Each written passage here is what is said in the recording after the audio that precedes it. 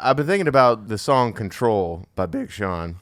And when that dropped, everyone was talking about Kendrick Lamar's verse. And there hasn't been discourse in like the hip hop community about lyrics since like 2014. I feel like the scene is kind of dead in that regard, where like everyone was listening to that song and had an opinion about it specifically related to the quality of the lyric, who had the best verse. I can't believe like Kendrick called out all these dudes, blah, blah, blah. There was all this shit going on specifically related to that track. And I really feel like that is like dead in the water now. Like that, it's almost like not even valuable to in the discussion. And you see like hip hop isn't even like charting as much anymore like it used to back in like the early 2010s and whatnot. I think there's different lanes of hip hop. The lane of hip hop that's charting is like Ice Spice and Nicki making the Barbie song, because that's just a business move. But that song, it might as well just be like a TikTok. Yeah, exactly. That is not even music. That is just like a business strategy that guarantees the outcome. You talking about the Ice Spice Nicki Minaj song? Yeah. No, you know what? A song that's cool? The song Barbie by Aqua. That's a sick ass song. Nicki Minaj and Ice Spice are just like, all right, Ice Spice is super fucking popular right now. Nicki Minaj has a fat ass and was popular, and now both of us are gonna have a fat ass. And being Barbie was like Nicki's whole yeah. We're both gonna have a fat ass and make a song that relates to this movie that's really popular. It's a great business strategy, but in regards to like music that's sick, it's fucking dumb and irrelevant, and it's a TikTok. It's like you're saying, no one's gonna be looking back on the Barbie song and right. being like, remember when so and so dropped this line here? Yeah, remember when crazy. Ice Spice said, I'm bad like a Barbie? But in reality, there's different lanes of hip hop now, like, because simultaneously, you can like catch the fucking Larry June wave that's happening right now, and it's like this real fucking hip hop, positive, like West Coast shit, and that shit's like incredible. Yeah. It's just not something that's spoken about in mainstream, but I feel like he's super fucking popular right now and super cool. Yeah, but I guess... And you know, that's not to say that there isn't the good hip hop still out there that's killing it and whatnot, but like using the Control verse as an example, that was discussed on the mainstream. Yeah, you're right. And it was in reference to how technically impressive the song is. You know what I mean? As opposed to it being related to a movie that's coming out, or I think it's also because Big Sean at that time was also like a very mainstream rapper that there aren't a ton of mainstream rappers who are simultaneously technical lyricists. Yeah, I'm the illest bitch that lives near the Connecticut. I kind of agree. Big Sean was like one of the last few that was repping the lyrices, and even he had it on the DL. Yeah, he'd be rapping bars, but it'd be about BBLs. Yo, real life, they was lyricists. I'ma drink on this aloe vera juice and sip on a bad bitch in a parachute. Sipping aloe vera. Yeah, you know me, I'm fucking ill as a dude who used to rap in 2014. Yeah, I never tell a cap. Yo, aloe vera with my lady Farrah Fawcett.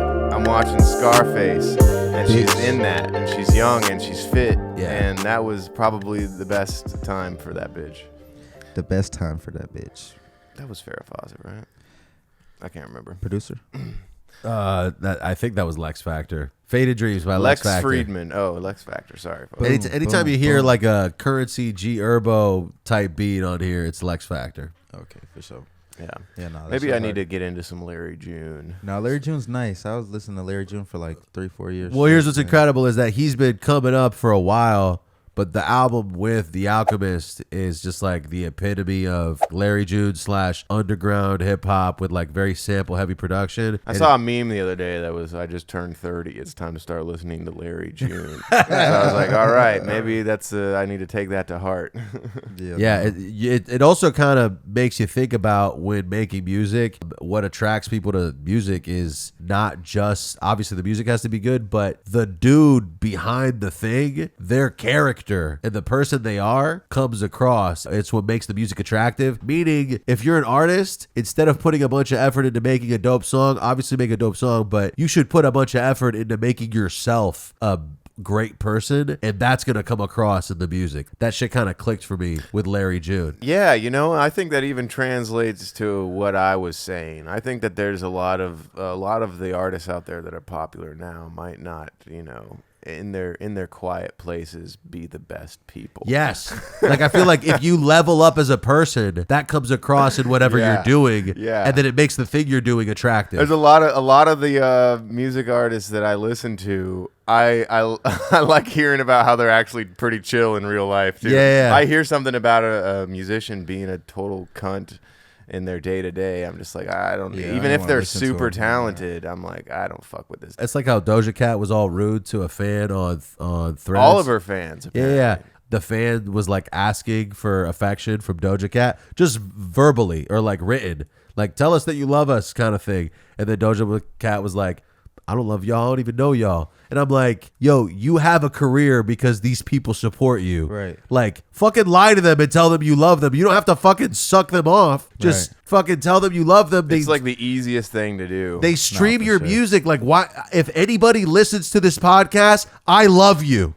Yes. Thank you for streaming my shit. I genuinely love you. I might not know you, but if I met you, I'd hug you. It's just insane to me that people give you their time and energy. And I think it's also that level of being hot and famous can stress people out because you're. Oh, she also has like the worst fan base imaginable. Right. If like I had her fan base, I'd be tempted to be a bitch to them as well. Right, and I think there's something risky with getting famous for being hot. It's not just that she's hot, like the songs bang. No, she's a good writer. There's like a big aspect of the character.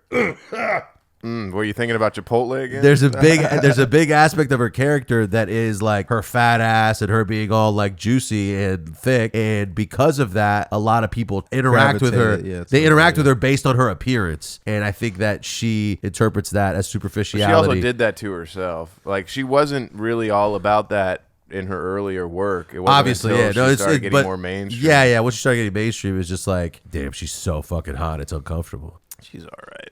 Well, now she lost some weight, and I'm not, I'm like one of those people at 600-pound life where the wife loses the weight because she's gonna die, and then the chubby chaser husband is like, I don't want her to get the gastric bypass. I like her all obese. That's bro. That's the enablers. Bro, that's an actual thing that happens in 600-pound life multiple times, where the person is trying to lose weight and they're with somebody who loves them for their size. And it's actually to their demise. They're not gonna survive if they keep fucking shoving Twinkies inside. Please quit enabling me with all the fried cheese. Yo, I don't need it. It goes straight to my knees or my butt. Yeah, I'm obese and I don't know how to do the birds and the bees. We gotta stop fat people Stop it. acting like they equals. Stop fucking eating. You self-cheating. Stop eating to speak in. You think you're gonna fly to Sweden? You're gonna have to buy 6 seats, friend. It isn't possible for you to go overseas without getting a jet for yourself and your knees. Yo, this the most fat-phobic rap that we have ever spat or spit. Yo, you need to spit out the Kit Kat that's in your lips quick, fast, before you get fat. Yo, those are bars. Yo, bubbly. Like 2 seconds. Hey, my boy said the bars. What are you talking about?